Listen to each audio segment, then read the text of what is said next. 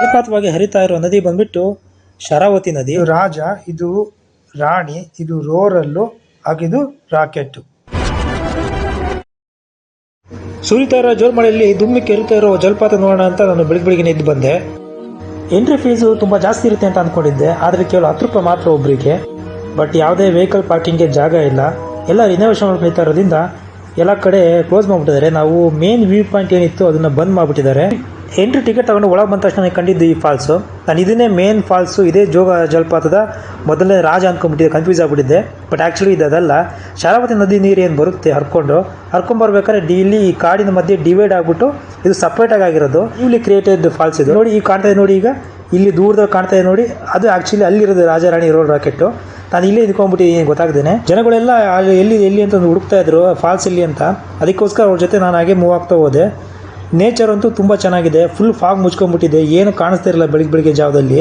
Falls ನೋಡಬೇಕು ಅಂತ ತುಂಬ ಜನ ಕಾಯ್ತಾ ಇದ್ವಿ, ಬಟ್ ತುಂಬ ಫಾಗ್ ಮುಚ್ಕೊಂಡಿರೋದ್ರಿಂದ ನಮಗೇನು ಕಾಣಿಸ್ತಾ ಇರಲಿಲ್ಲ. ಸುಮಾರು ಹೊತ್ತಿಂದ ಕಾಯ್ತಿದ್ದೆ. ನಮಗೆ ಈ ಮೋಡದ ಮಂಜು ಮುಸುಕಿನ ಆಟದಲ್ಲಿ ಮುಚ್ಚೋಗ್ಬಿಟ್ಟಿದ್ದೆ ನಮ್ಮ ಫಾಲ್ಸ್ ನೋಡಿದ ತಕ್ಷಣ ನಮಗೆ ಆದಂಥ ಸಂತೋಷ. ಆ ಸಂತೋಷನ ನೀವು ಆನಂದಿಸಿ ನಮ್ಮ ಜೊತೆಗೆ.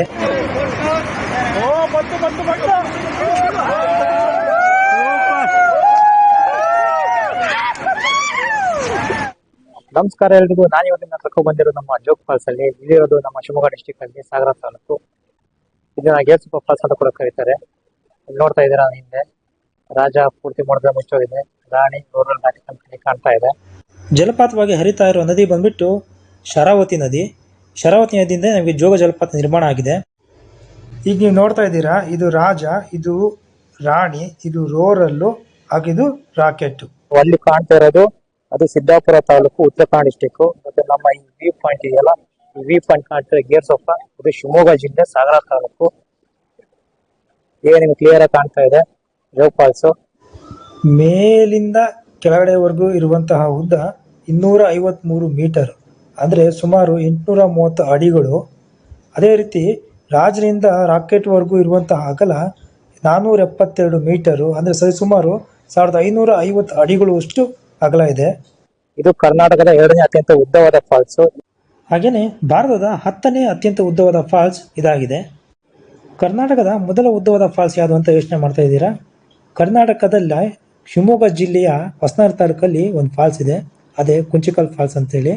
ಯಾವ ರೀತಿ ಜೋಗ ಫಾಲ್ಸ್ಗೆ ಶರಾವತಿ ನದಿಯಿಂದ ನೀರು ಬರುತ್ತೋ ಅದೇ ರೀತಿ ಕುಂಚಿಕಲ್ ಫಾಲ್ಸ್ಗೆ ವರಾಹಿ ರಿವರಿಂದ ನಮಗೆ ಅಲ್ಲಿ ಫಾಲ್ಸ್ ಕ್ರಿಯೇಟ್ ಆಗಿದೆ. ಕುಂಚಿಕಲ್ ಫಾಲ್ಸ್ನ ಉದ್ದ ಸುಮಾರು 259 ಮೀಟರು, ಅಂದರೆ 850 ಅಡಿಗಳು. ಅದು ನೇರವಾಗಿ ಭೂಮಿಗೆ ಸ್ಪರ್ಶಿಸಲ್ಲ. ಆ ನೀರೇನಿದೆ ಅದು ಬಂಡೆ ಮೇಲೆ ಬಿದ್ದು ಮತ್ತೆ ಹರ್ಕೊಂಡು ಆಮೇಲೆ ಮತ್ತೆ ಫಾಲ್ಸ್ ಕ್ರಿಯೇಟ್ ಆಗುತ್ತೆ. ಬಟ್ ಜೋಗ ಜಲಪಾತದಲ್ಲಿ ಆಗ್ತಾರಲ್ಲ, ಮೇಲಿಂದ ಬಿದ್ದಂಥ ನೀರು ತುದಿವರೆಗೂ ಬಾಟಮ್ವರೆಗೂ ನೀರು ಹೋಗುತ್ತೆ. ಹಾಗಾಗಿ ಇದು ನಮಗೆ ವಿಶೇಷವಾಗಿದೆ. ಜೋಗ ಜಲಪಾತ ವಿಶ್ವ ಪ್ರಸಿದ್ಧ ಕಾರಣನೇ ಇದು. ಮೇಲೆ ಬಿದ್ದಂಥ ನೀರು ಡೈರೆಕ್ಟಾಗಿ ಡ್ರಾಪು ಬಾಟಮ್ವರೆಗೂ ಹೋಗುತ್ತೆ, ಎಲ್ಲೂ ಕೂಡ ಡಿವೈಡ್ ಆಗಲ್ಲ. ಹಾಗಾಗಿ ಕರ್ನಾಟಕದ ಮೊದಲನೇ ಅತ್ಯಂತ ಉದ್ದವಾದ ಜಲಪಾತ ಬಂದ್ಬಿಟ್ಟು ಕುಂಚಿಕಲ್ ಫಾಲ್ಸು.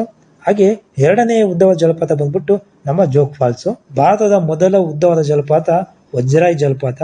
ಅದು ಸುಮಾರು 560 ಮೀಟರ್ ಅಷ್ಟು ಉದ್ದ ಇದೆ, ಅಂದರೆ ಸುಮಾರು 1840 ಅಡಿಗಳು. ಜಗತ್ತಿನ ಅತ್ಯಂತ ಉದ್ದವಾದ ಜಲಪಾತ ಬಂದ್ಬಿಟ್ಟು ಏಂಜಲ್ ಫಾಲ್ಸು. ನಮ್ಮ ಕರ್ನಾಟಕದಲ್ಲಿ ಸುಮಾರಷ್ಟು ಫಾಲ್ಸ್ಗಳಿದ್ದಾವೆ. ಹೇಳಬೇಕು ಅಂದರೆ ಅಬ್ಬೆ ಫಾಲ್ಸು, ವಿಭೂತಿ ಫಾಲ್ಸು, ಒಗೇನಕಲ್ ಫಾಲ್ಸು, ಕಲ್ಲತ್ಗಿರಿ ಫಾಲ್ಸು, ಶಿವನ ಸಮುದ್ರ, ಇವೆಲ್ಲವೂ ಇದ್ರೂ ಕೂಡ ನಮ್ಮ ಕರ್ನಾಟಕದಲ್ಲಿರುವ ಜೋಗ ಫಾಲ್ಸು ವಿಶ್ವ ಪ್ರಖ್ಯಾತವಾಗಿದೆ. ಹಾಗಾಗಿ ಅದು ನಮ್ಮ ಕರ್ನಾಟಕ ಇರೋದೇ ನಮಗೊಂದು ಹೆಮ್ಮೆ.